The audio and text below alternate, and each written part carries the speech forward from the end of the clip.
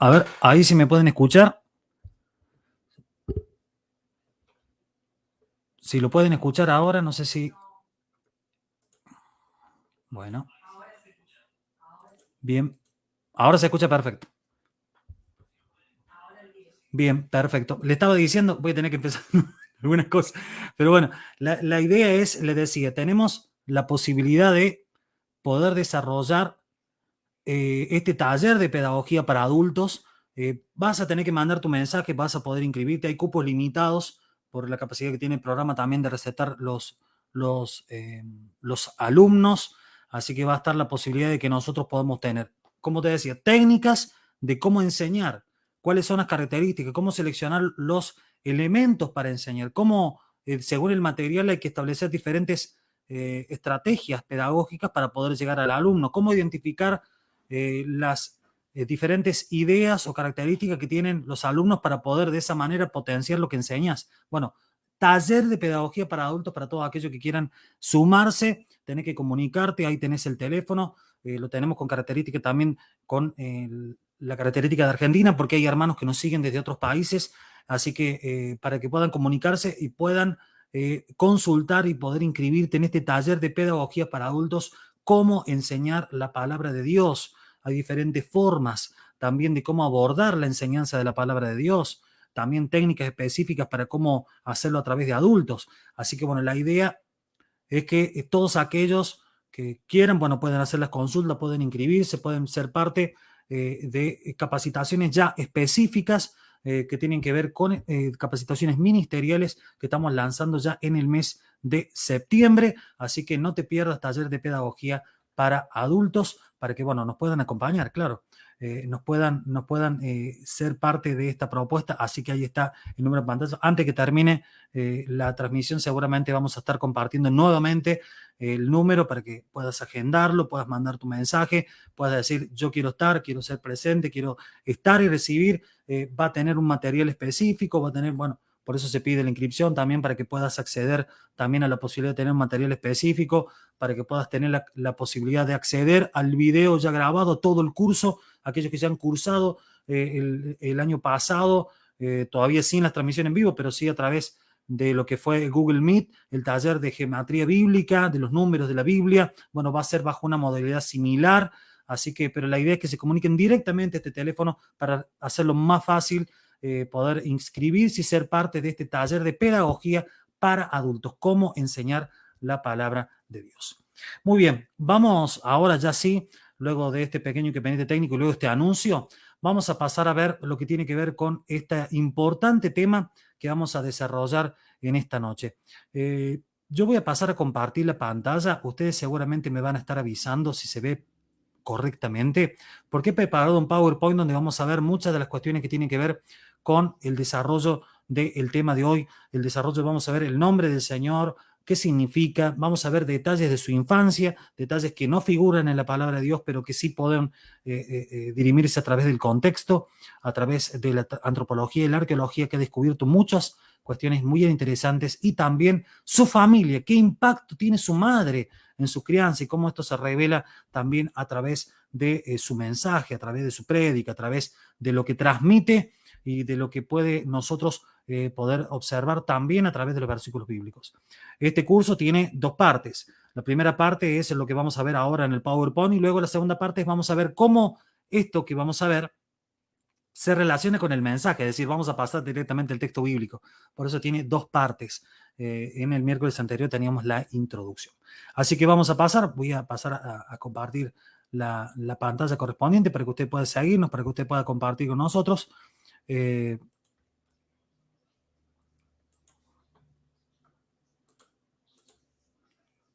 Muy bien, ahí tenemos la pantalla compartida para que usted nos pueda seguir lo que tiene que ver con la clase de hoy, para que podamos, verlo, ¿no? Ahí tenemos el PowerPoint. Dice el Cristo histórico, su nombre, su vida, su familia, su contexto. Vamos a ver un poquito de cada uno de estos detalles. Yo estoy siguiendo aquí la transmisión para cualquier comentario que ustedes están realizando, para que puedan también hacer las consultas correspondientes para que podamos verlo en detalle, para que no nos perdamos en lo que estamos viendo. Así que va a ser bien interesante. Bienvenidos a todos los que están comenzando a poder seguir este curso. Así que lo invitamos, compartir el video, compartir el link para que podamos desarrollarlo juntos. Primera placa, el nombre del Señor. Bueno, el nombre que a la luz de la erudición bíblica podemos entender, el nombre de Jesús, que nunca se llamó Jesús en sí mismo, es Yeshua ben Joseph, que es Jesús, el hijo de José. Esta es un nombre particular, ¿no? Porque aunque era general o común este nombre, pero tiene características bien interesantes porque como no había apellidos, la asociación hacia una familia específica se producía a través directamente del padre, no de la madre. Y en el caso de Jesús, el nombre histórico al cual hace referencia los eruditos es Yeshua ben Joseph, Jesús el hijo de José. Ese es el nombre el cual se lo asocia al Señor. Y la referencia parental, para muchos confusa, por lo menos para los rivales del Señor, tiene que ver porque era un baluarte de ataque que tenían los escribas, los fariseos, los maestros de la ley, como lo podemos ver en Mateo capítulo 13, versículos del 53 al 58. Cuestionan el hecho de que Jesús puede proclamarse el Hijo de Dios cuando ellos dicen, pero ¿cómo este es el hijo del carpintero? Ustedes lo pueden leer tranquilamente en su hogar, esta cita bíblica. Y esta idea de humillar al Señor, esta idea de marcarle que ni siquiera le citan el nombre pero de su padre. Pero también quiere decir otra cosa. Quiere decir que en ese momento el padre de Jesús está fallecido y ellos utilizan una táctica bastante artera, los integrantes de la sinagoga de Nazaret, ahí en ese capítulo de Mateo 13, para atacar e incluso para dañar el recuerdo de su padre, el buen nombre de su padre. Y lo hacen a través de esa estrategia. ¿Cómo lo sabemos a esto? Bueno, lo sabemos por el simple hecho de conocer ahora algunos aspectos de las costumbres y de las expresiones que se utilizaban en Judea, en Galilea, en el siglo I, en la época que vivió el Señor. Así que no solamente lo atacaban al Señor diciéndole que era el hijo de José, sino que a través de una actitud bastante maligna le recordaban que su padre había fallecido. ¿Por qué decimos que su padre había fallecido en el comienzo del ministerio público del Señor? Porque cuando varios momentos se produce la llegada de los parientes a buscar al Señor, cuando decían que estaba fuera de sí, podemos ver de que no está presente el padre, y es una de las tareas fundamentales de cualquier padre de honor en Galilea, hacerse cargo de los actos de los hijos. Entonces, no está el padre presente, está la madre y los hermanos, lo dice el versículo de la palabra, y ya lo vamos a ver, dice tu madre y tus hermanos acaban de... Y ese hubiera sido bastante polémico, que el padre no estuviera presente para hacerse cargo de su hijo, y José ni siquiera es nombrado en el transcurso de ese pasaje. Y es por eso que los estudiosos, los eruditos, no quienes hablan, sino aquellos que conocen mucho más profundamente la palabra de Dios, pueden conocer más en detalle y afirman esta realidad de que no estaba presente el Padre de Jesús, por eso había fallecido. Y sabiendo esa información, los fariseos y saduceos, los presentes en la sinagoga, en el momento que Jesús predica en la sinagoga donde él se crió, en Nazaret, lo atacan recordándole el fallecimiento de su padre. Realmente una actitud de una bajeza increíble. La incorporación de apellidos particulares solo sería aceptado por la familia judía en la Edad Media. Este también es un dato histórico para poder hacernos entender que su nombre era Yeshua ben Joseph. No tenía un apellido, sino que tenía simplemente ese nombre asociado a su padre, y que solamente los judíos adoptaron los apellidos recién en la Edad Media. ¿Sí? Por eso muchos de los apellidos están asociados con naciones europeas. La gran mayoría de los apellidos judíos, que por lo menos de aquellos que han emigrado a Latinoamérica y también a los Estados Unidos y el Canadá, tienen apellidos prácticamente europeos, rusos, polacos, es decir, su apellido fue incorporado de manera nacional, no de manera cultural. Los judíos por sí mismos no tienen apellido, sino que lo han adoptado a partir de la Edad Media. Este es un dato bien interesante porque nos permite ilustrar un poquito más el nombre del Señor. El segundo punto de esta placa, claramente el nombre representa una referencia directa a Josué, o Josué, como se traduce en el español, y que da a entender su función como libertador y conquistador de la tierra prometida, en este caso de Judea, de Galilea, de la Palestina en general, hablando del Señor. Es decir, cuando se le da el ángel el nombre de Joshua o de Yeshua, lo está asociando a Joshua, lo está asociando al libertador, que así como Joshua libertó al pueblo y le permitió entrar a la tierra prometida y lo liberó de sus enemigos y le hizo estar en un lugar espacioso, le dio un espíritu de victoria al pueblo, ese mismo sentido tendría o debería haber tenido para los judíos Yeshua, tendría que haber tenido el mismo sentido para ellos. Es bastante interesante darnos cuenta de que, como dice Juan capítulo 1, a los suyos vino y los suyos no lo aceptaron, lo rechazaron. Fíjese lo que dice acá el último punto de esta placa. Además, el nombre del verbo, hablando del Señor o de la acción de Dios, o como dice la Biblia Reina Valera, el verbo, es establecido de manera celestial y anunciado por el ángel Gabriel. Es decir, no es un nombre, aunque era común en la Galilea del siglo I, pero no es un nombre seleccionado de manera humana, sino que es directiva de Dios que se le llame Yeshua. ¿Qué significa Yeshua? Bueno, lo vamos a ver en la siguiente placa, la segunda placa. El significado del nombre de Yeshua es Yahweh salva, ¿sí? Que significa el autoexistente, el que se sostiene a sí mismo, salva. Es decir, el nombre, la esencia de Dios incorpora, wow, esto es profundo, incorpora la acción de Dios, ya es esencia y es acción, es decir, es un nombre compuesto de Yahweh que significa, Yeshua significa Yahweh salva, es un nombre compuesto que expresa la esencia de Dios. Él es el autoexistente, el que vive y se sostiene a sí mismo, un Dios que no nos necesita, que nos ama, pero no nos necesita, y aún con su autoindependencia para existir, no solamente que nos ama, sino que ese amor se puso de manera en acción, salió del ámbito de las ideas y traspasó a la historia. Por eso Él es Yeshua, Él es el Yahweh que salva, es el autoexistente, pero que se involucra históricamente para salvarnos. Este es un detalle maravilloso, este es un detalle muy profundo que nos deja solamente un aspecto panorámico de lo que es el nombre de Yahweh salva. Es maravilloso, y si nosotros ahondáramos en el nombre de Yahweh, ya veremos más adelante si podemos hacer un taller básico con respecto a los nombres y los títulos del Señor en profundidad, con detalle, en los idiomas originales para poder comprender más profundamente lo que estamos hablando. Pero es maravilloso. Él es el Dios que en esencia no necesitaba nada, pero que se manifiesta en presencia, interviene históricamente con el único objetivo de salvarnos a usted y a mí. Esto es maravilloso. El Dios que está por encima del tiempo se vuelve temporal, se vuelve histórico, solamente para demostrar su amor, morir en la cruz y redimirnos de todo pecado y, como dice también la palabra de Dios, de todo linaje, de todo pueblo, toda nación. Realmente maravilloso. El aporte de un filósofo judío, Filón de Alejandría, este filósofo judío que fue contemporáneo de la época de Jesús, sostuvo que el nombre fue dado el día de la circuncisión por Joseph, su padre. Este es un dato histórico bien interesante porque estamos citando, valga redundancia, una fuente histórica. Estamos citando a alguien que vivió contemporáneo al Señor y que también da noticia de la cultura, de cómo se presentaban los niños, en qué momento se le presentaba o se le daba una identidad con nombre específico a un recién nacido. Filón de Alejandría dice, se le puso el nombre el día de la circuncisión y se lo puso su padre. Vamos a ver algunos detalles de cómo fue la circuncisión.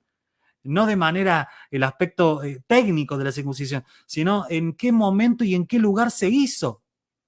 Bueno, ya lo vamos a estar viendo en un instante nada más. Recuerde, puede hacer su pregunta, cárguela ahí en los comentarios, por favor. Esté compartiendo este video para que sea de edificación, de bendición con otros hermanos de su iglesia local, que puedan ser edificados a través de estos elementos que estamos compartiendo, de esta clase, de esta conferencia sobre el Cristo histórico. Última placa del Cristo histórico, un dato que me pareció muy interesante, que por lo menos personalmente me conmovió mucho, es que hubo un foco de rebelión cerca de Nazaret, en una ciudad llamada Séforis, que quedaba a 5 kilómetros de Nazaret, es decir, una distancia prácticamente mínima, en el año 4 a.C., que como está, hay un desfasaje de años, Jesús ya había nacido. Y se levantó un hombre llamado Judas, quien tomó la ciudad de Séforis y la saqueó. Esta ciudad de Séforis era gobernada, obviamente, como toda Galilea, como toda Palestina, por el Imperio Romano. Y el general Varo, el general romano Varo, gobernador de Siria, tomó 20.000 soldados y reconquistó la ciudad.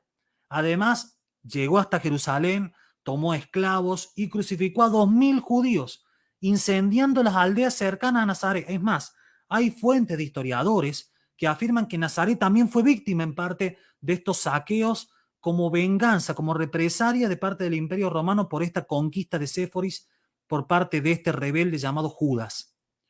Dos datos claves. Primero, ¿recuerda el pasaje usted, hermano o hermana que sigue la transmisión, cuando en el Evangelio de Juan se aparece el momento donde unos discípulos se acercan a Natanael que está pensando en Dios y de repente le dicen, hemos encontrado al Cristo, al Mesías?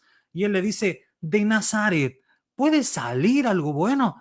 Y uno parece que pasa de largo ese pasaje, pero nos está diciendo algo fundamental. Es que en la memoria de Natanael, que era un hombre adulto en el momento que recibe el llamado del Señor y termina siendo un discípulo, en algunas versiones se llama Bartolomé, el nombre de Natanael, se produce una cuestión bastante interesante, porque él hace esta afirmación que parece quedar en la nada, pero él está recordando a Judas, él está recordando a ese rebelde de la zona de Nazaret que tomó Séforis y que terminó provocando que muchos cayeran esclavos y que los romanos crucificaran a 2.000 judíos y que hubo esta matanza y persecución en las aldeas cercanas a Nazaret. Entonces, Natanael tiene sus fundamentos para dudar que el Señor sea el Cristo, el Mesías. Él dice, ¿puede salir algo bueno de esa zona? Miren que la última vez no fue mal.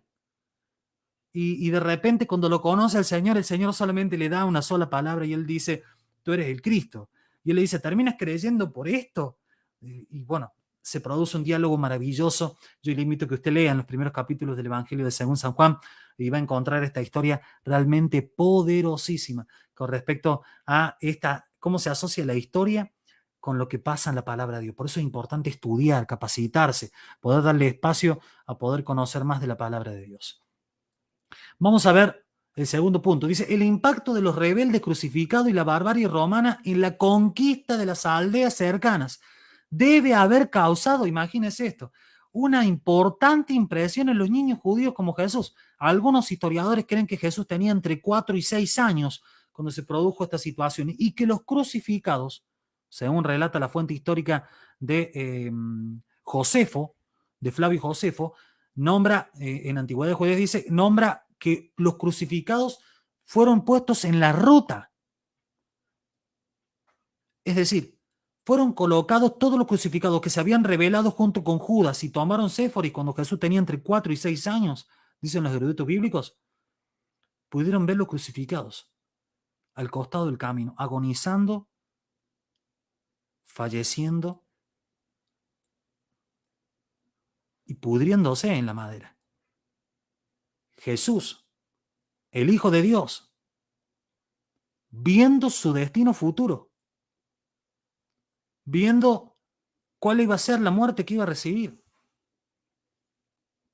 no escatimó seguir su camino. Como dice el epístola de Filipenses, no tomar de su esencia de Dios como cosa que aferrarse. Mire ese amor. Mire ese amor. Por eso acá está la información y está centrada en negrita. Dice crucifixión, humillación. Los crucificados eran crucificados desnudos. Jesús fue crucificado desnudo. Y muerte. Le esperaba a quien osara cuestionar el poder romano. Jesús, sabiendo eso, decidió entregar su vida por nosotros. Por eso le puse como título a esta placa un dato histórico clave. Ahora, nosotros tenemos un pasaje aquí para leer que sería importante que nosotros lo compartamos. Marcos capítulo 10, versículos del 37 al 43. ¿Sí? Marcos capítulo 10, del 37 al 43. Usted puede buscarlo en la Biblia para que pueda acompañarnos, ¿sí? para que podamos compartir este pasaje que es bien, pero bien interesante. ¿Sí?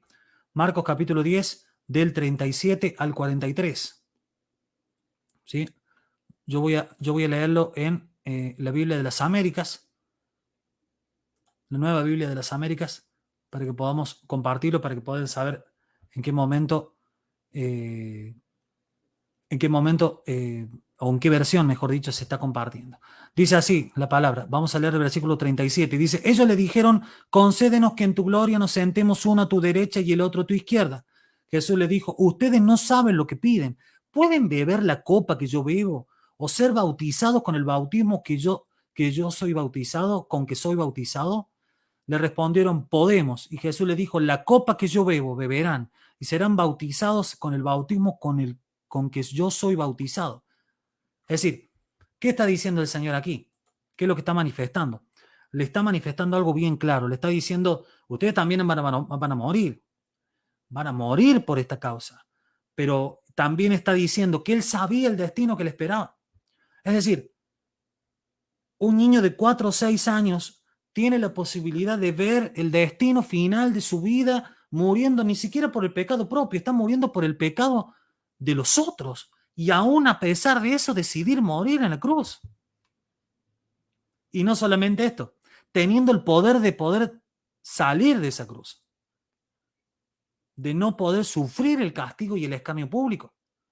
Es decir, por favor, prestemos atención a este detalle, porque no es menor. Por eso es importante que nosotros entendamos lo que estamos viendo, podamos comprenderlo y podamos aplicarlo, podamos que este dato pueda traspasar la teoría y pueda cambiar nuestra forma de identificar nuestra relación con Él, de cómo agradecemos su sacrificio, de qué manera nos comportamos. Bueno, ¿cuántos elementos podemos nosotros tomar de esto, no? Pero tenemos que continuar, tenemos que seguir. Vamos a pasar a ver su familia. ¿Qué podemos entender a través de los textos bíblicos, pero también a través de lo que tiene que ver con la historia? ¿Cómo era una familia galilea? ¿Cómo era una familia en Nazaret? Bueno, vamos a pasar a contar un poquito de qué se trataba. Su familia estaba conformada por sus padres, por Joseph y Miriam. La Virgen María nunca se llamó Virgen María, les paso a contar a los que están siguiendo la transmisión que quizás no tenían ese dato. Y 4 hermanos varones que nombra la palabra de Dios: Jacobo, José, Judas y Simón.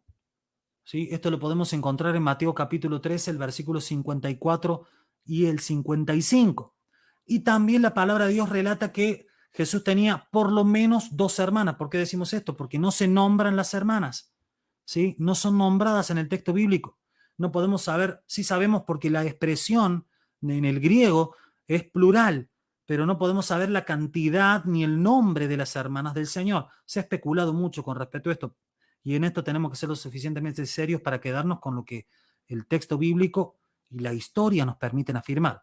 Hay por lo menos 2 hermanas de Jesús que no son nombradas en el texto bíblico, pero sí 4 varones: Jacobo, José, Judas y Simón.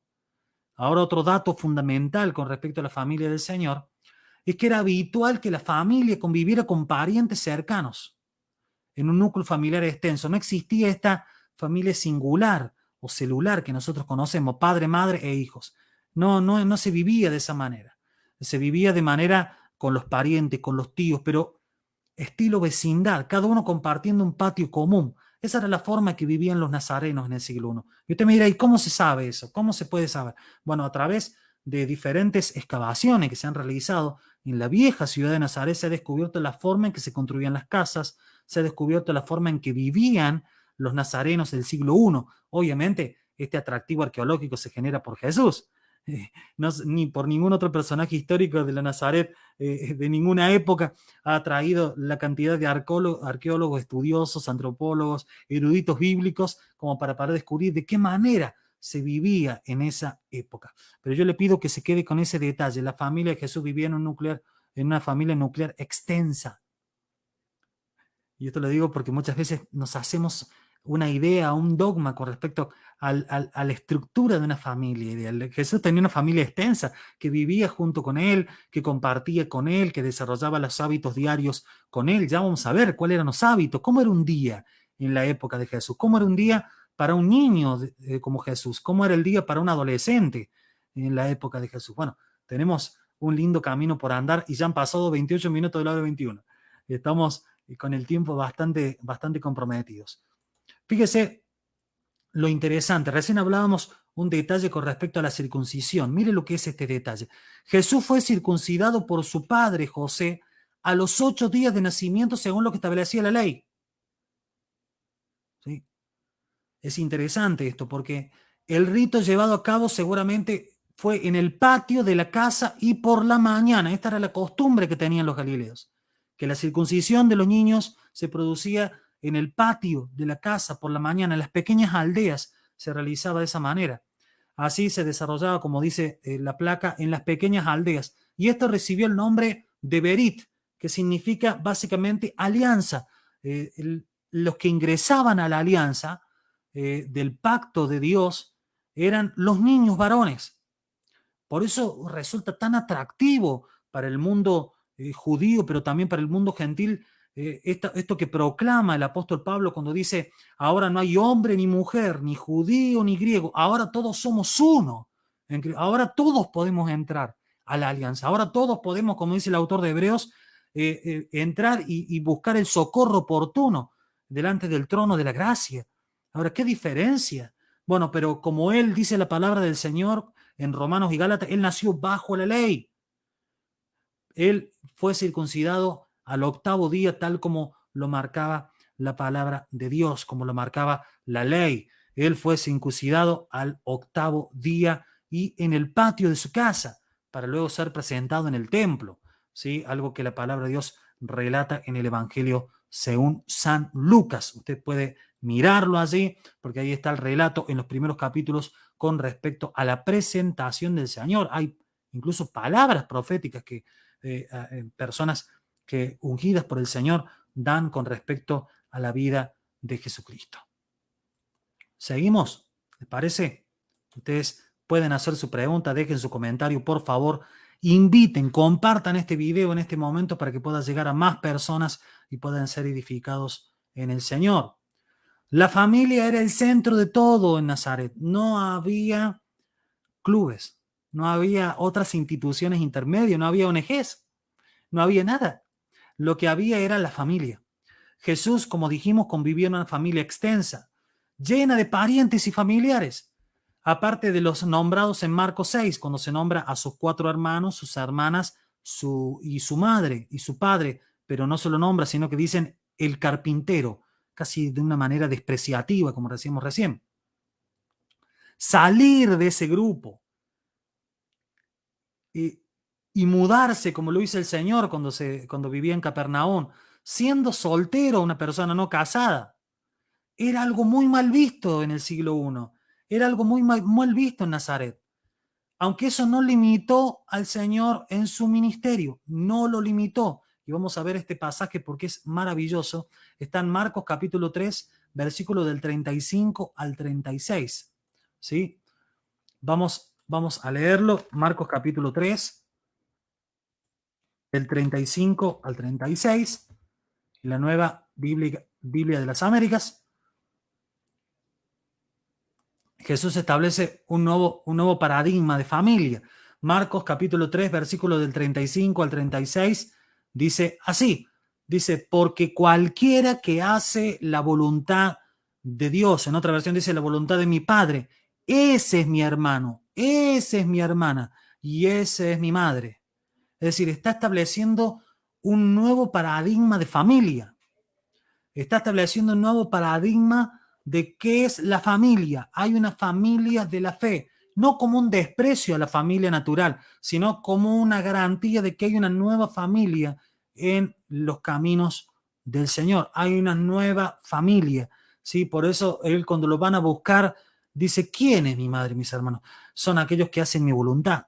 Por eso es interesante que nosotros podamos entender esto. ¿Sí? Aunque se veía de mala manera, Jesús no es limitado por eso. Él sale de su grupo familiar a cumplir el propósito que Dios le había dado, que era proclamar el reino de Dios y poder de esa manera llevar salvación a través de su muerte vicaria en la cruz del Calvario. Así que es interesante que nosotros miremos, detengámonos en cada punto. Usted va a poder revisar este video las veces que usted quiera para que pueda conocer en detalle lo que el Señor nos está hablando en esta noche, para que usted pueda verlo y compartirlo con nosotros. Bueno, y ahí tenemos otro pasaje. Mire lo que decía la familia de Jesús, Marcos capítulo 3, versículo 21. Si usted quiere buscarlo allí, la familia de Jesús tenía un concepto realmente llamativo con respecto al Señor, pero entendiendo el contexto podemos darnos cuenta de por qué pensaban esto. Marcos capítulo 3, versículo 21. Vamos a buscarlo rápidamente. Dice, cuando sus parientes oyeron esto, el desarrollo del ministerio de Jesús, fueron para hacerse cargo de él, porque decían, está fuera de sí, está loco. Mire lo que pensaba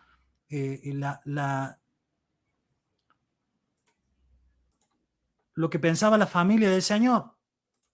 ¿Sí? A ver, tenemos aquí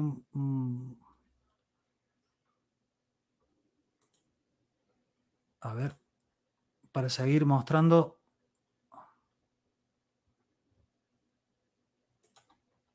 Sí, bueno, ahí vamos a seguir para poder seguir mostrando la pantalla. Yo obviamente lo voy a seguir compartiendo. La idea es no interrumpir tanto la clase. Pero bueno, vamos a intentar de nuevo compartir la pantalla.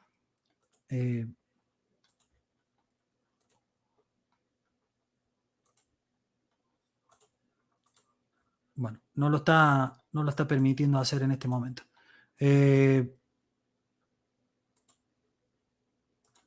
Por alguna razón no lo está dejando compartir. Pero bueno, lo seguimos desarrollando. Lo seguimos desarrollando de esta manera.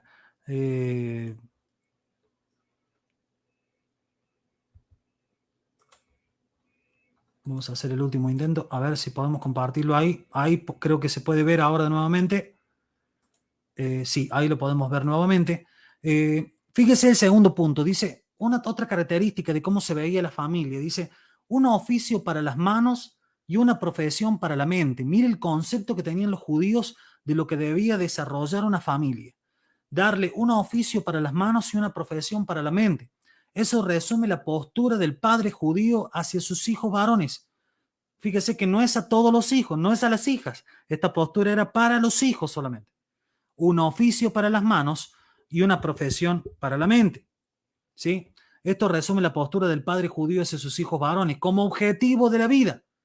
Jesús solo obtuvo el oficio de su padre, no llegó por sus condiciones sociales y económicas a poder desarrollar una profesión para la mente, aunque la gente misma le iba a dar esa profesión. Porque la gente misma le decía, tú eres el rabí, tú eres el maestro. Y esto es maravilloso porque esto demuestra a Jesús como un autodidacta, como alguien que pudo aprender muchas cosas en su vida. Y eso es parte de lo que vamos a estar desarrollando en un instante nada más. Espero que la clase esté siendo de bendición para todos ustedes. Jesús solo obtuvo, como dijimos, el oficio de su padre. Él era un constructor. En la palabra griega es tecton y no carpintero. Esto por favor que nos quede claro, Jesús no era un carpintero, como muchas versiones lo han traducido incorrectamente, sino que él era un constructor.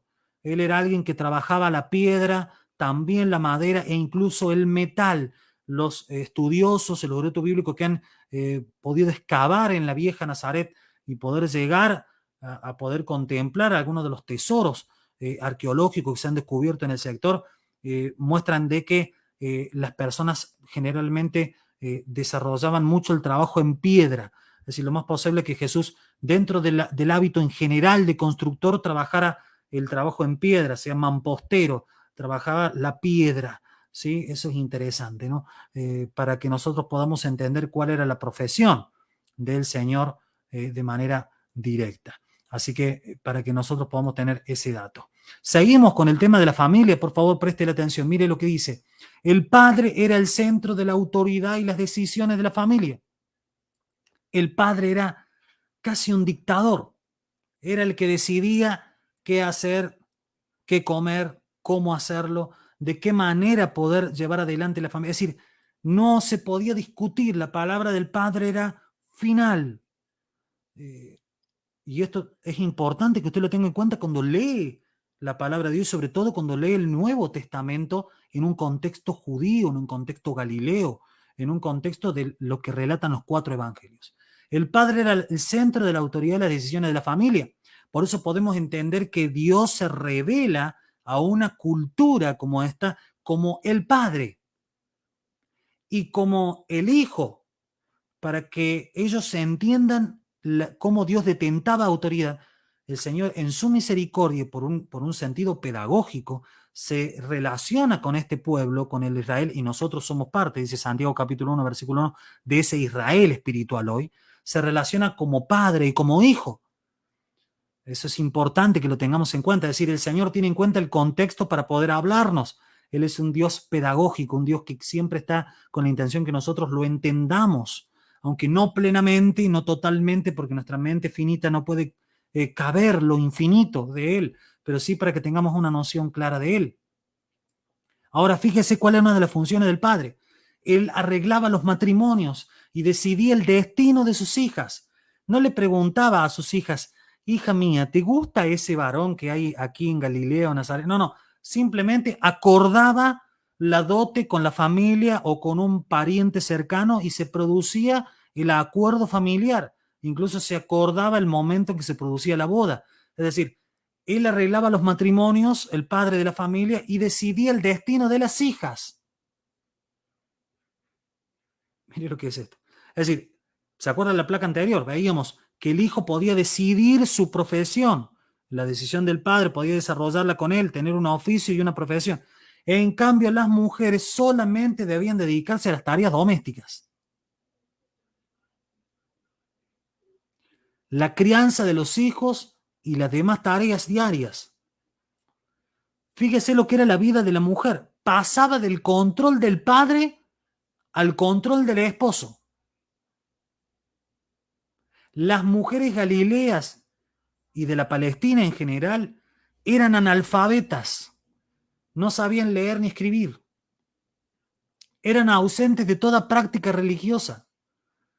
Si la sinagoga era pequeña, la mujer se quedaba afuera. Y usted me dice, pero ¿y si llueve? ¿Y si hay tormenta eléctrica? Afuera. Y si está teniendo una bebé mujer y está amamantando y la vamos a dejar afuera, si la sinagoga es pequeña, la sinagoga prioriza los hombres. Así que las mujeres, cualquiera su edad, afuera. Es más, en la estructura del templo que conoció el Señor, estaba el patio de los gentiles y el patio de las mujeres, como diciendo, no son dignas de entrar a la nave del templo. Y esto es increíble, pero fue así, mi hermano. Esta era la vida de las mujeres. Así era María. Así era la madre del Señor. Y ahora van a empezar a descubrir cómo esa mujer se atrevió a poder que ese contexto desfavorable no condicionara el ministerio del Hijo de Dios. Y esto es maravilloso. Jesús, como todo niño judío, pasó los primeros 7 u 8 años de su vida siendo cuidado por su madre y las mujeres de su familia extensa. Fíjese este detalle que ha descubierto la antropología. Los niños eran los más vulnerables al hambre y a la enfermedad. La desnutrición infantil era superior al 30%. El otro 30% de los que sobrevivían fallecían en la adolescencia, fallecían antes de los 16 años. Es decir, un 60% de los niños nacidos moría antes de los 16 años. Solamente el 40% de la población lograba sobrevivir la adolescencia. Es decir, llegar a la juventud y a la adultez ya era un milagro.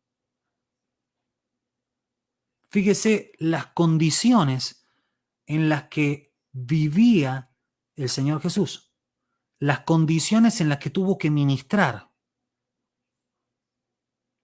Mire las enfermedades en las cuales a las personas que vivían en Palestina en el siglo I, malaria y tuberculosis, las principales razones de muerte antes de los 16 años registradas por los eruditos que estudian en la materia, que abordan todo esto. Este es el contexto, mi hermano, en el que Jesús nació, creció, ministró, murió y resucitó. Fíjese, vaya metiéndose en el contexto, vaya pensando en este contexto y piense en el mensaje del Señor. Un mensaje de restauración, un mensaje de salvación, un mensaje de sanidad física. ¿Qué impacto habrá tenido en estas personas que vivían en esta realidad? Podamos nosotros valorar y entender y poder, aquellos que ministran, aquellos que están a cargo de personas, poder empaparse del ministerio del Señor y mirarlo a través de las hojas de la Biblia de una manera mucho más humana. Podamos mirar esas palabras que los vamos a analizar en las próximas clases, versículo por versículo, versículos que son clave, que van a tomar otra luz al mirarlo ya desde este contexto que estamos estudiando. Esto va a ser fundamental, va a ser importante. La idea es que esta clase no solamente cambie tu vida, sino que cambie la mía y cambie la de las personas, las cuales vos tenés influencia, tu familia, tu casa, tu ministerio. Es el objetivo de esta capacitación. Continuamos. Fíjese, otro dato importante que por ahí la palabra de Dios no nos permite conocer en detalle, pero sí el contexto. A los 8 años el niño era incorporado a la fuerza laboral junto a los hombres. A los 8 añitos, a empezar a trabajar con el padre en el desarrollo del oficio familiar. Y las influencias que recibía generalmente de cualquier padre judío era ser sagaz, diríamos aquí en Córdoba, ser vivo, ser inteligente, ser despierto. Y también con respecto al valor, a ser fuerte, pero también no había mucha reafirmación de afecto y de ternura. No había esto que se llama hoy reafirmación positiva, el poder enseñar a nuestros hijos a través del afecto, del valor, del respeto. Esto no eran costumbres que en Galilea abundaran en el siglo I. Jesús se crió en este contexto. Por eso es importante que nosotros lo entendamos. Jesús tomó una decisión distinta, por eso digo, qué maravilloso que es el ministerio del Señor. Jesús tomó una decisión distinta con respecto a los niños. Ahora podemos entender por qué los discípulos dicen que no permitían que se le acercaran los niños. No era normal que un niño se acercara a un adulto en un lugar público y que un adulto se acerque a ellos. Y Jesús toma una decisión radical. Le dice, dejad que los niños vengan a mí, no se lo impidan, porque de los que son parecidos a ellos o de los tales es el reino de los cielos, o de los que tienen la misma actitud, la misma inocencia al pecado, de esa misma inocencia que ellos tienen para la vida, tienen que tenerla ustedes. Eso está diciendo contextualmente, hermenéuticamente. Está diciendo los que son parecidos a ellos son los que son los dueños del reino de los cielos. Así que nosotros podamos tomar otro elemento. Jesús no solamente los recibe en esa escena que relata Marcos 10:14, sino que también en varias escenas más puede tomar y se relaciona con los niños. Es más, también utiliza lecciones pedagógicas que pedagogos infantiles han detectado como técnicas de enseñanza para niños. Es decir, él no predicaba solamente para los adultos, él predicaba para la familia. Él quería que lo entendiera el saduceo, el teólogo, el fariseo, pero también que lo entendiera el niño. ¿Cuántos maestros actualmente deberíamos, y me incluyo, tomar nuevamente la forma en que el Señor predicaba y enseñaba? Que el mensaje sea para todos, porque el camino está abierto para todos. Así que, para pensar, para que nosotros miremos nuestro ministerio, para que nosotros miremos lo que hacemos y podamos reflexionar y cambiarlo. Ese es el desafío que tenemos. Vamos por la placa 10, por la diapositiva 10. Pero bueno, lo lindo es que queda mucho para poder disfrutar y adentrarnos. Fíjese cómo fue la educación del Señor. En Galilea en general y por ende en Nazaret se hablaba arameo. Es la lengua babilónica que incorporaron los judíos cuando estuvieron en el exilio. Dicha lengua había desplazado al hebreo tras la invasión asiria del siglo VI antes de Cristo. Los eruditos bíblicos registran solamente 26 palabras arameas en el lenguaje del Señor. ¿Cuál es la más conocida? Bueno, ahí la tiene. Abba, que significa papá. Esta expresión solamente la usaban los niños galileos en la intimidad con su padre. Puertas adentro. No de manera pública, no en la sinagoga, no desarrollando un trabajo como el del Señor, que era un mampostero, que era un trabajador de la piedra, un constructor, sino que lo desarrollaban en la intimidad. Cuando la puerta se cerraba, cuando el padre, la madre, los hijos compartían en el núcleo de la familia, generalmente la cena, una cena temprana, como el judío siempre tenía por costumbre, ahí el niño que tenía una relación directa con su padre le decía Abba. ¿Sí? Y esa relación significa papá. Es decir, se le permitía la confianza, el salir del usted, del padre, al papá en la intimidad. Y dice la palabra del Señor que el Espíritu intercede por nosotros y utiliza esa misma palabra, Abba. Nosotros somos hijos del Señor, somos, dice Hebreos capítulo 5, hermanos de Él. Y nosotros también tenemos ese maravilloso derecho de ser llamados hijos de Dios. Qué maravilloso, una palabra aramea que usaba el Señor de manera diaria. Con su padre Joseph, mientras lo tuvo con vida, le decía Abba. Ahora, miremos este punto. En las sinagogas de Nazaret y Capernaum se leía la ley y otros textos de las escrituras en hebreo, pero como muchos no entendían, se realizaba un comentario de lo que se leía en arameo, el lenguaje común que todos tenían. También el siglo I también se conoce la presencia de los Targum, que son los comentarios de la ley, que son aquellos sabios, eruditos, muchos de ellos fariseos, que escribían comentarios de cómo aplicar los diferentes estatutos que contenía la ley. Uno de ellos es el llamado el Targum de Isaías y que está conectado con muchos de los conceptos que Jesús utiliza en algunas de sus enseñanzas. Ya lo vamos a ver cuando veamos versículo por versículo cómo se relaciona este contexto del Señor con su vida. Y Jesús desarrolla algunos conceptos en sus enseñanzas. Eso nos da a pensar de que tuvo algún tipo de contacto, aunque sea oral, aunque sea que alguien se lo haya leído o lo haya escuchado en algún tipo de enseñanza en alguna sinagoga a través de su vida. Jesús, creen los eruditos, tuvo algún tipo de conocimiento básico del hebreo, aunque claramente no lo utilizó en público, y eso queda en claro cuando vemos los elementos que utiliza para enseñar. Son prácticamente muy escasos los hebraísmos, las expresiones típicamente del idioma hebreo que él utiliza. Él utiliza básicamente conceptos tomados, él utiliza el arameo para expresar sus conceptos, básicamente. ¿Seguimos? Usted puede hacer su pregunta, la idea es que usted comparta este video, puede ser de bendición a muchas más personas que puedan seguir esta transmisión. Ya vamos a pasar a leer los comentarios cuando podamos hacer el cierre de esta clase. Tenemos mucho más, ya son 51 minutos de la hora 21. Vamos a tratar de poder llegar a ver, cerrar este tema de la educación del Señor, porque es bien interesante que lo podamos ver. La primera oración aprendida por todo niño hebreo por parte de su madre, la primera influencia espiritual que recibió el Señor fue de su madre. Y usted mira, pero bajo las condiciones en las que vivían las mujeres en esa época, sí, de esa mujer analfabeta, de esa mujer que no podía desarrollar una profesión por mandato familiar, que no podía desarrollar un oficio, que según la cultura judía solamente estaba para realizar las tareas domésticas.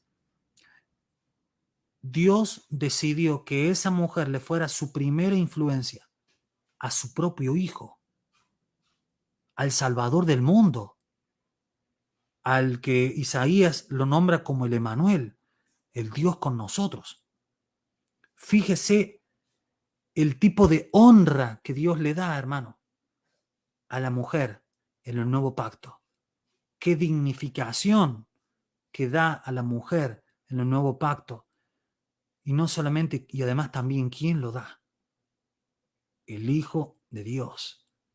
Y fíjese cuál era la oración que aprendía, que era el Shema Israel.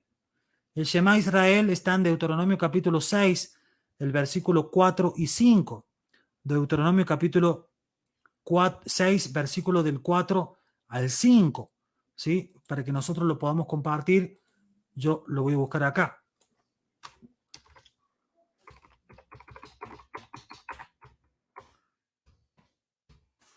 Para que todos podamos compartir, usted lo puede buscar obviamente en su Biblia. Escucha, oh Israel. Eso significa el Shema. Shema, oh Israel. Escucha, oh Israel. El Señor es nuestro Dios. El Señor uno es. Amarás al Señor tu Dios con todo tu corazón, con toda tu alma y con toda tu fuerza. Entonces, la palabra del Señor le enseñaba eso al niño judío.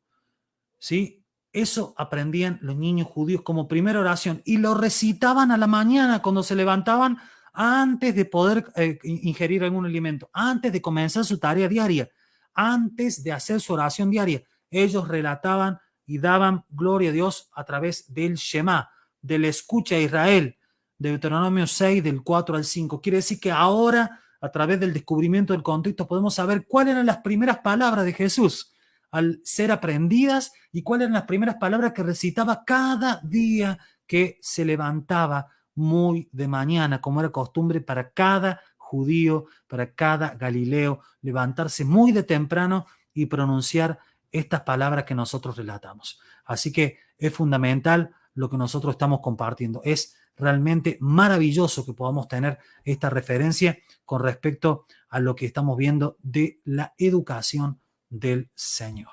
¿Cómo se manifiesta esto en su enseñanza? Bueno, en Marcos capítulo 12, versículo 29 al 30, Jesús le dice, le preguntan, le hacen una pregunta teológica y él le contesta de esa manera. Amarás al Señor con todo tu corazón, con toda tu alma y con toda tu mente. Es decir, la primera respuesta ante una pregunta teológica es algo que le enseñó su madre. El primer concepto que se le viene ante una pregunta teológica es algo que le enseñó su madre.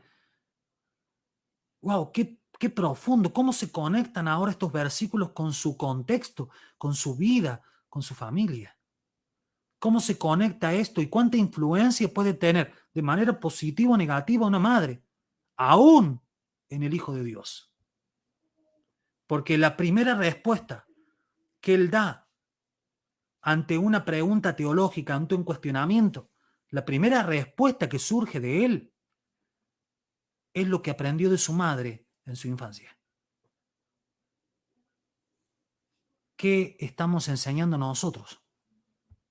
¿Cuál será la primera respuesta que tendrán nuestros hijos ante un cuestionamiento teológico en la vida? ¿Contestarán lo mismo que le enseñó esa joven analfabeta que estuvo siendo aquella que llevó adelante la crianza del Señor? ¿O estaremos enseñando otras cosas? Para pensar. La alabanza, bueno, no concebida en la estructura cúltica, pero que podría iniciarse en cualquier momento cuando uno estaba en el diario vivir en la época del Señor, comenzaba con la expresión cantada, Baruch atah Adonai, que significa bendito eres, Señor. ¿Sí? Y comenzaba a desarrollar esto. Esto está en muchos pasajes de la Biblia, pero nosotros lo limitamos en Lucas capítulo 10, versículo 21, cuando el Señor dice eso, Baruch atah Adonai, bendito eres, Señor, que has revelado estas cosas, las has ocultado a los sabios y las has revelado a los humildes. Jesús se goza y alaba al Señor. Es el único versículo que usted lo va a ver cantando a Jesús, porque el Baruch atah Adonai es una canción, no una canción que se cantaba en el culto de la sinagoga, porque en la sinagoga no se elaboraban cánticos en general, pero sí es una alabanza que cualquier judío, que cualquier galileo, que cualquier nazareno podía hacer en cualquier momento del día. Era Baruch atah Adonai, bendito eres, Señor. Y Jesús lo hizo. Usted tiene ahí la cita, usted la puede tomar, anotar, Lucas capítulo 10, versículo 21, Jesús lo utiliza. También lo usa cuando está comenzando a orar y pide la bendición en la comida, Baruch atah Adonai, bendito eres, Señor, que nos das el pan. ¿Sí? Entonces, hay varios momentos donde el Señor utiliza este tipo de alabanza. Quiere decir que dentro de la palabra de Dios podemos ver momentos donde Jesús no solamente ora, que es el Shema Israel, sino también que canta a través del Baruch atah Adonai. Es decir, cómo el Señor Adoraba, bendito eres Señor, está adorando al Padre. Wow. Jesús orando, Jesús qué es lo que cantaba, Jesús qué es lo que, qué es lo que podía orar. Bueno, mire lo que nos aporta el contexto, el estudio del contexto para que nosotros lo podamos aplicar y ver, ¿no? Realmente maravilloso, realmente fantástico, para que nosotros podamos edificarnos en el Señor. Seguimos. Algo que tenemos que tener en cuenta, este dato es fundamental, la alfabetización, la capacidad de leer o escribir en Palestina, según los estudiosos, no superaba el 3%. Quiere decir que solamente las clases altas, la clase alta, generalmente romano, que se codiaba con los romanos, tenía la capacidad de desarrollar la capacidad de lectoescritura, leer y escribir. Jesús sí poseía, y por eso pongo el término llamativamente, para la época, la habilidad de leer. Jesús lee en el momento de Marcos capítulo 6 cuando se enfrenta en la sinagoga de Nazaret a compartir un pasaje de Isaías capítulo 61. Él poseía la habilidad de leer, aunque es casi fehaciente, casi seguro que el Jesús histórico no tenía habilidades de escritura. Ahora está llamativo, ¿no? Porque usted me dirá, bueno, pero el texto de Juan capítulo 8 dice que cuando le trajeron la mujer adúltera, Jesús estuvo allí y dice que escribía en tierra. Bueno, las nuevas versiones de la Biblia, como la Biblia textual, dan cuenta de que este pasaje fue añadido posteriormente. Es decir, no estaba presente en los manuscritos más antiguos. Y eso hace que la historia de la mujer adúltera de Juan capítulo 8 no sea una historia bíblica. Y por tanto, Jesús nunca escribió en tierra. ¿Qué dato? Es más, aquellos que puedan meterse a internet, bájese la aplicación de la Biblia textual y usted no va a encontrar Juan capítulo 8 en el pasaje donde está la historia de la mujer adúltera. Porque, y esto afirma también, me ayuda a afirmar que Jesús no poseía la habilidad de la escritura. Y este es un punto fundamental para que nosotros entendamos por qué lo odiaban tanto a Jesús los fariseos y los saduceos. ¿Por qué lo odiaba tanto la casta alta israelita? ¿Por qué lo despreciaba tanto? Porque la gente, aún semi-analfabeto como Jesús, que solamente sabía leer, que no había podido desarrollar una profesión para su mente según la cultura de la época. Una persona que para algunos sería un desplazado, alguien del interior, de una pequeña aldea como Nazaret, de unos 400 o 500 habitantes en el siglo I, de ese lugar que había sido marcado como un lugar de rebeldía, como un lugar por la rebelión de Judas que ya vimos en esta clase. De ese lugar, el Señor permitió y se proveyó al Salvador del mundo. Ahora, ¿no nos ayudará a nosotros a no juzgar a las personas que estén en esa condición, a valorarlas, a poder apreciar también si hemos tenido un mayor grado de capacitación bíblica? ¿No debería darnos un grado y un aspecto mayor de humildad? Estos fariseos y estos saduceos que rechazaban al Señor, a este Dios hombre que vino a salvarnos, que no sabía escribir, pero que cambió la historia del mundo, que no tenía esa habilidad, pero tomó la decisión de utilizar todos los recursos que tuviera a su mano, todos los recursos que le aportó su madre, todos los recursos que le aportó su familia, todos los recursos que le aportó el contexto de esa pequeña aldea, para poder predicar de una manera exponencial, de una manera maravillosa, de una manera precisa, el mensaje que todos necesitaban escuchar. ¿Por qué lo odiaban los saduceos, los fariseos? Porque el pueblo No le decía a ellos el maestro, no le decía a ellos rabí, pero sí se lo decía a ese aldeano nazareno de unos 30 años. Qué maravilloso. Por eso, que nosotros podamos aprender de lo que estamos viendo, que nosotros podamos recibir lo que estamos viendo, que podamos ser edificados en esto, que podamos ser ministrados en esto.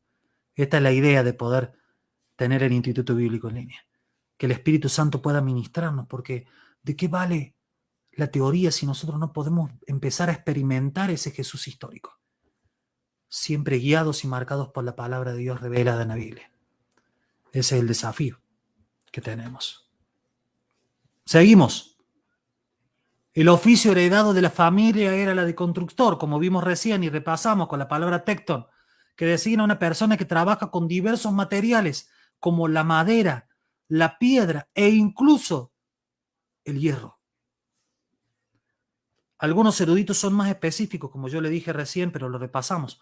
Generalmente creen que Jesús trabajaba la piedra, porque la mayoría de las casas que se construían en Nazaret, y por ende el trabajo que se desarrollaba en Nazaret, el desarrollo y la construcción de casas, se hacían en la piedra. Es decir, se excavaban en la piedra misma de la colina donde estaba ubicada Nazaret. Y este es un dato que nosotros no podemos olvidar. Ese es el oficio del Señor. Trabajo duro, difícil, que Él podría haber evitado si hubiera querido. Pero lo hizo para darnos testimonio. Ahora podemos entender ese versículo de Juan cuando le cuestionan al Señor que Él presuntamente violaba el Shabbat, el sábado, y Él le dice, mi Padre y yo trabajamos ahora. Hablando un cambio de época.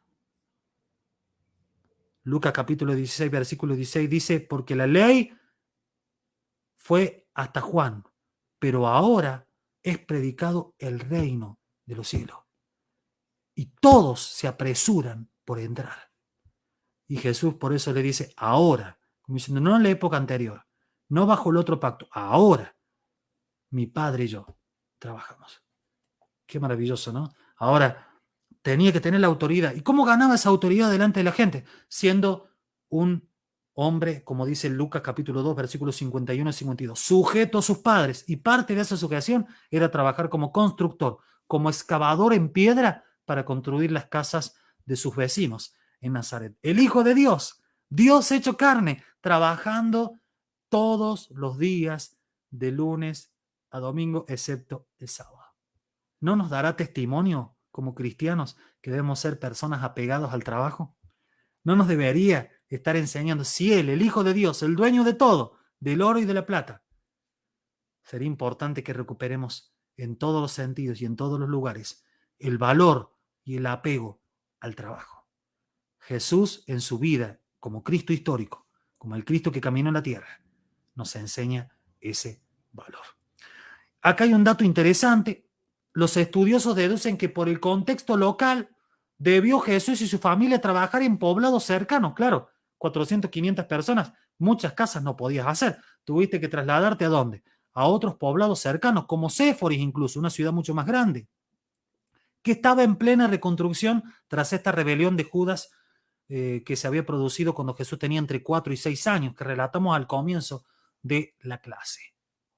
Tener en cuenta ese detalle, porque de ahí también creen que una de las ciudades que visitó el Señor es Cafarnaún, o Capernaum, como nosotros lo leemos en nuestras Biblias, y es allí donde pudo luego conocer a sus primeros discípulos, como Pedro, como Santiago, como Juan.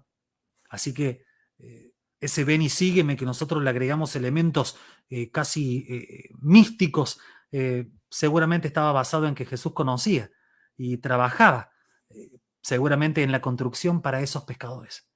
Lo más probable es que el contexto que rodea esa historia del ven y sígueme de Jesús a sus discípulos es que eran conocidos de él y que de alguna u otra manera tenían alguna referencia de su trabajo como constructor, como tecton, como trabajador de la madera, pero principalmente de la piedra e incluso del hierro.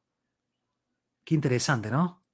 Qué interesante cómo Jesús tenía una buena imagen delante de aquellos que eran sus primeros discípulos y que sabían de qué trabajaba. ¿Qué problema hubiera sido Tratar de llamar a esas personas si Jesús se hubiera entregado tarde los trabajos, o hubiera llegado tarde a trabajar, o hubiera tenido un mal testimonio delante de esas personas. ¿Habrían decidido responder ese llamado de ven y sígueme? ¿Usted qué piensa?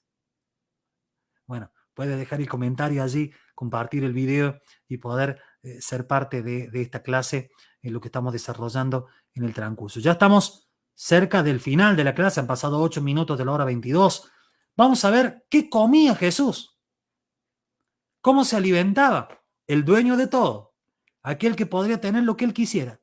Fíjese cómo él se tuvo que adaptar al contexto del lugar donde él nació. ¿Qué comía Jesús? La dieta de los galileos del siglo I era en base a pan.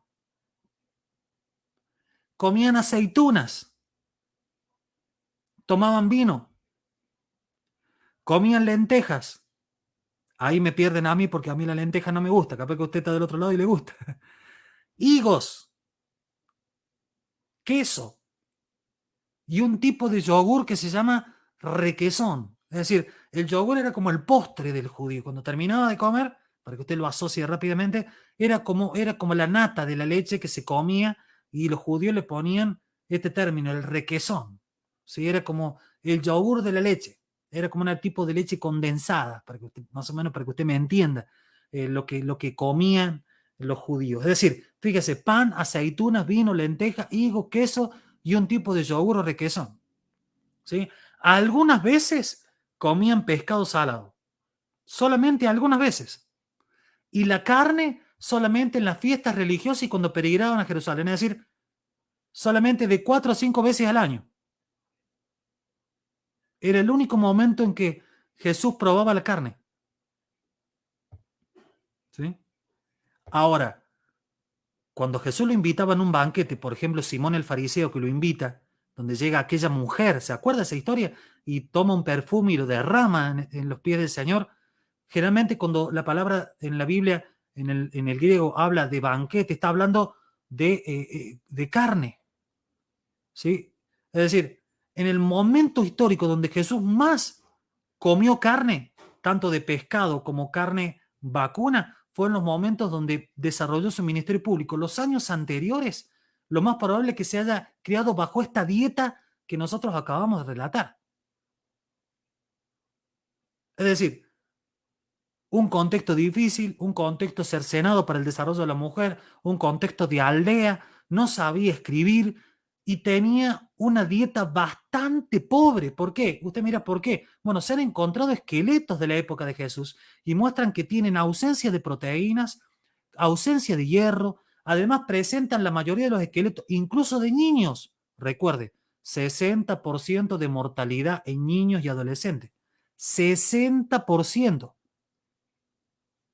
El promedio de vida era de unos 30 años. Quiere decir que Jesús superó su promedio de vida, porque Lucas dice que era de unos 30 años, dice el texto, cuando comenzó a ministrar, cuando comenzó su ministerio en Galilea. Es decir, él superó el promedio de vida general de la aldea. Él promedió una mayor edad de lo que, por algunos años solamente, de lo que era el promedio. Falta de proteínas, falta de hierro. Ahora podemos entender de una manera maravillosa aquella promesa profética que está en los evangelios cuando dice, ¿sí? Y que es relatada también y que es tomada de los evangelios, perdón, que es citada por los evangelios, pero que pertenece al antiguo pacto, cuando dice, ninguno de sus huesos será quebrado. Ahora lo vemos desde otro lugar, porque decimos, claro, no comían proteínas, no comían elementos con hierro excepto la lenteja, no se proveían de carne, no tenían pescado por la situación económica y por la falta de acceso en la Nazaret del siglo I. Y en ese mismo contexto, además sumarle que la forma de acelerar la muerte en la crucifixión por parte de los romanos eran quebrar las piernas. Es decir, el cuerpo del Señor, profetizado en el Antiguo Testamento, esto lo decimos para toda la gloria del Señor, en un contexto donde la muerte por crucifixión, que era la muerte que el Señor iba a tener, y en un contexto de desnutrición infantil en muchos de los sectores o adolescentes, con pocas proteínas y poco hierro y con el desarrollo de artritis.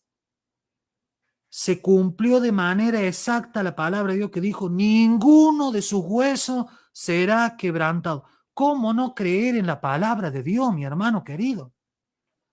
¿Cómo no creer en ese Dios portentoso que a pesar de ese contexto desfavorable en el ámbito judío, galileo, y desfavorable en la muerte de Jesús en la cruz, Él guardó de manera directa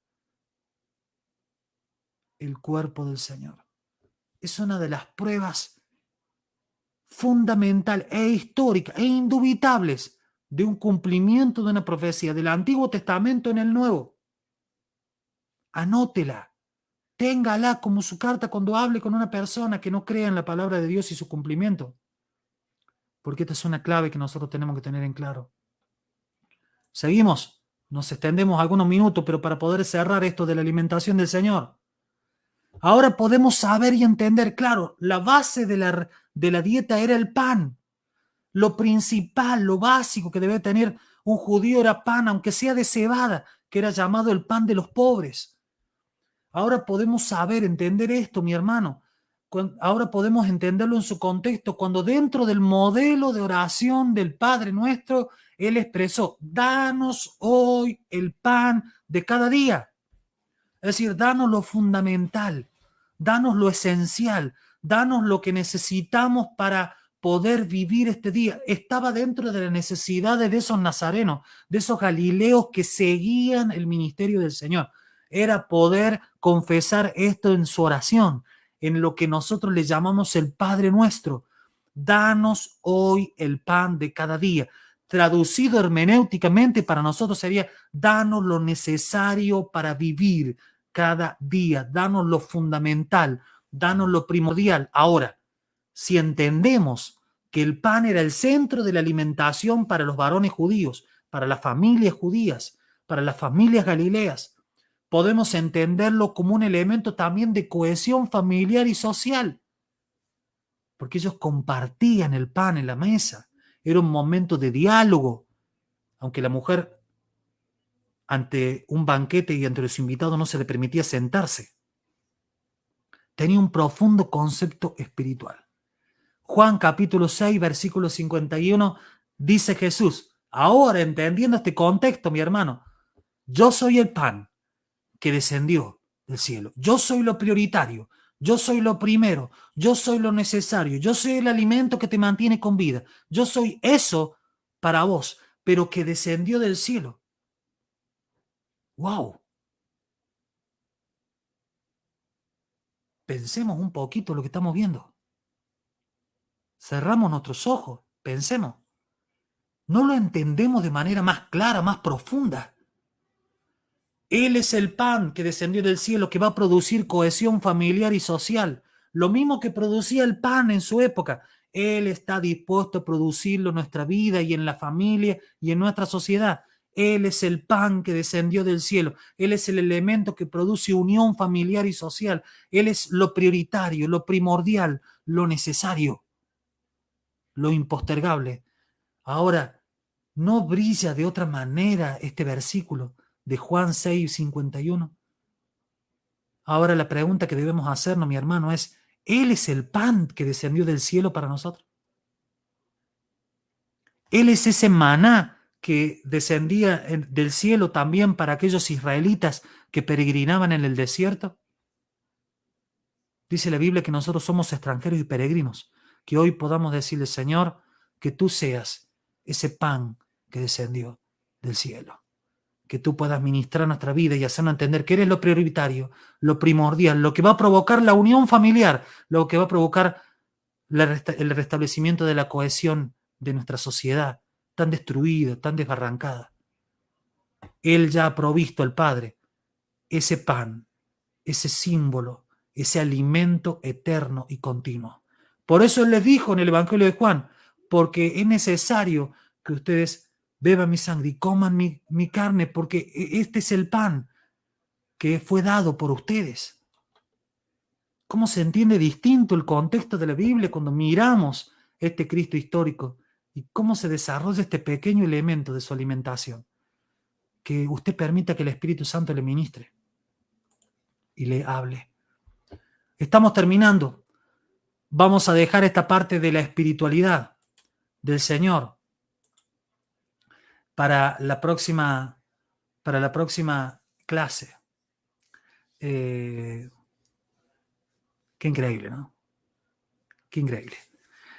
Han pasado 18 minutos de la hora 22. Solo queda pensar, meditar, mirar algunos de estos pasajes. Luego vamos a ver muchos otros pasajes a la luz de estos contextos que estamos viendo, ¿no? A la luz de estos descubrimientos que estamos realizando. Yo me quiero quedar con una sola cosa. Me quiero quedar con el rol de la madre del Señor. Si miramos ese contexto probable de ese padre fallecido, la mujer no tenía protección social, no recibía ayuda del Estado. Y cuando lo vemos enseñar a Jesús, cuando lo vemos ministrar, cuando lo vemos incluso dialogar con su madre, no hay un atisbo de venganza ni de dolor. No hay un atisbo de rencor a esa infancia dura, sin proteína, sin hierro, a una infancia sin la capacidad de escribir. No detectamos el rencor propio que podría haber volcado una madre judía, una madre galilea, me corrijo, que quedó al frente de una familia. Jesús, en ese momento, solamente ha aprendido el idioma de la paz. Por eso, cuando las circunstancias de la vida lo llevan a morir, aunque él ya sabía cuál era su destino, a morir, a entregar su vida por nosotros. Cuando él resucita, al igual que su madre, no tiene mensaje de rencor. No tiene mensajes de odio hacia aquellos que lo traicionaron y lo dejaron. No tiene mensajes de revancha, sino que en el momento que se le aparece a sus discípulos, lo que lo dejaron solo en la cruz, la única palabra que le sale es el valor y el principio que le enseñó su madre en su infancia. Paz a vosotros. Que nosotros en este tiempo, mis hermanos, podamos meditar cuáles son los valores del Cristo histórico que nosotros tenemos y cuáles le estamos enseñando a nuestros hijos. Que podamos reflexionar, arrepentirnos de corazón y poder cambiar de una manera práctica. La palabra arrepentimiento, tanto en el hebreo como en el griego, tiene un sentido de un cambio radical de sentido. Significa estar circulando por la izquierda y cambiar del sentido. Empezar a circular hacia otro sentido totalmente contrario. Un cambio de 180 grados. Que hoy podamos tomar ese concepto, que hoy lo podamos tomar de nosotros. Por eso nosotros podamos ser edificados en esta palabra y que nosotros podamos ser tocados por el Señor. Bueno, vamos a pasar a compartir algunos de los comentarios, algunos hermanos que están con nosotros. Muchas gracias. Ahí tenemos a Daniela Ponce. Bueno, Daniela, qué lindo tenerte con nosotros. Saludo de Rincón de los Sauces. Saludo a todos los hermanos, a la iglesia de Rincón de los Sauces. Qué lindo poder saber que ustedes están del otro lado, siguiendo esta transmisión, siguiendo esta clase. Qué bueno, qué lindo, qué alegría, qué privilegio. Así que gracias por estar del otro lado. Bueno, nuestro hermano Gabriel Pereira, estuvimos hablando un ratito hoy también, está conectado, está compartiendo también esta clase. Que bueno, Gabriel, que Dios te bendiga, gracias por estar del otro lado. También nos deja Gabriel el texto de Marcos 3:21, cuando sus parientes oyeron esto fueron para hacerse cargo de él porque decían está fuera de sí. Claro, bueno, este señor, que escapó a su contexto para poder ministrarnos a nosotros, ¿no? Es interesante. Mariano Staropoli, que también está con nosotros, dice: es probable que José hubiese muerto. Esa autoridad del padre de familia tendría que haber pasado a Jesús como primogénito. Bueno, es una discusión de los teólogos, Mariano. Es una discusión con respecto a qué pasó en ese momento. ¿Sí? Porque Jesús toma la decisión y luego él, aún en la cruz, él toma el rol del hijo primogénito porque piensa en su madre. El crucificado era él. Los otros tendrían que haber estado pensando, porque dice la Biblia que no estaban los otros hermanos del Señor en la cruz. No estaban los otros hermanos presentes. Recordemos que la crucifixión, la muerte por crucifixión, la persona era crucificada desnuda. Era una humillación pública para la familia. Ninguno de la familia está, solamente está la madre. Y Jesús se dirige a su madre y piensa en su madre, porque en esa cultura alguien tenía que cuidarla. Y dice que lo llama al discípulo amado Juan y le dice, aquí está tu madre. Y madre, aquí está tu hijo. Esta idea de la restitución, esta idea de yo hago nuevas todas las cosas. Esta idea de que nada de lo que parecía perderse se iba a perder. Porque ese hijo moribundo en la cruz iba a resucitar el tercer día. Ese hijo moribundo iba a volver a la vida. Y esa promesa la tenemos nosotros también, los que hemos creído. Y aquellos que duermen en Cristo, para nuestra dimensión, para este lugar, tienen esa misma promesa también. Así que nosotros podamos ser ministrados por ello. Esa autoridad como primogénito, Jesús la aplica en el momento que está en la cruz. No para cercenar algún tipo de rencor o expresar algún tipo de dolor hacia sus hermanos ausentes en su muerte, sino para expresar amor, afecto y protección a su madre. Qué maravilloso, qué testimonio. Y como dijera un profesor mío del seminario, qué hombre, un caballero. ¿Cuánto tenemos quien les habla? Y todos seguramente diremos amén a esto, aprender de él. ¿Cuánto necesitamos aprender de él? Del Cristo histórico, de aquel que caminó la tierra bajo condiciones aún mucho más adversas que nosotros, mi hermano. Y que a pesar de eso, expresó amor a todos. Bueno, nos aporta también más versículos, Gabriel, también lo que íbamos siguiendo en la clase, Deuteronomio capítulo 6, del 4 al 5. También Mariano también nos aporta Lucas capítulo 10, 21, que lo estábamos viendo en la clase. Bueno, amén, esta clase es maravillosa. Bueno, muchas gracias, Gabriel. Es solamente toda la gloria y la alabanza para el Señor, ¿no? Ahí está el capítulo de Juan, capítulo 6, versículo 51. Ya somos 25 minutos de la hora 22. Bueno, parece que se nos ha pasado ya mucho el tiempo. Quiero darle gracias a Dios. ¿Y qué le parece si cerramos con una oración para que esto no sea solamente una clase de teología fría, sino que he intentado que también nosotros podamos meternos en la práctica de la fe?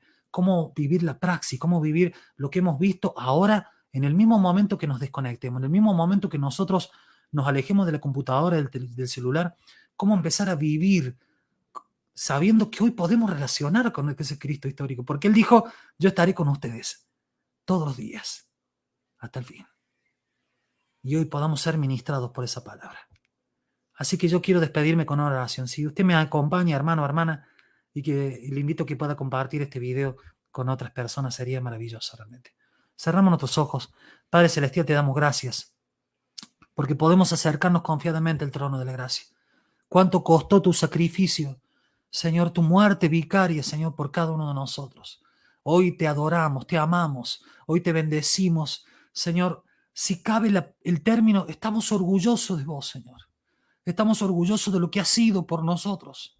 Porque aún siendo Dios, como dice el libro de Filipenses, no tomaste de esa naturaleza divina como algo a que aferrarte, sino que decidiste tomar forma de siervo. Señor, tomar forma, dice el término correcto, de esclavo de esa naturaleza humana que te sometía a esa cultura que, Señor, sometía a la mujer, pero tú la honraste, la dignificaste, que al niño que le quitaba el afecto, pero tú se lo diste, Señor.